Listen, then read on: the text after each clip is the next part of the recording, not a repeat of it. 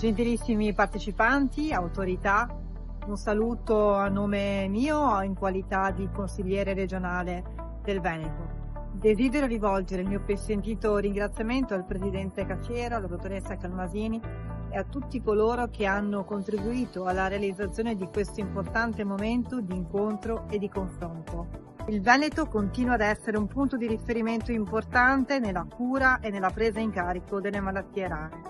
Grazie al lavoro straordinario dei professionisti sanitari, delle associazioni, dei medici che si prendono cura dei pazienti e delle loro famiglie con grande competenza e con grande umanità.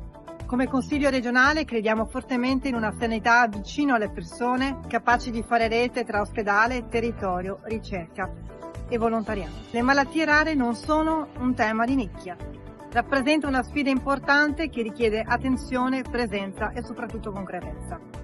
Per questo momenti di confronto come quello di oggi sono particolarmente significativi perché mettono insieme competenza ed esperienza con un unico obiettivo: migliorare la qualità della vita dei cittadini. A tutti voi quindi auguro un buon lavoro e un forum ricco di spunti, di consigli, di suggerimenti anche per la Regione Veneto perché possa sostenere sempre di più e meglio realtà come la vostra. Grazie.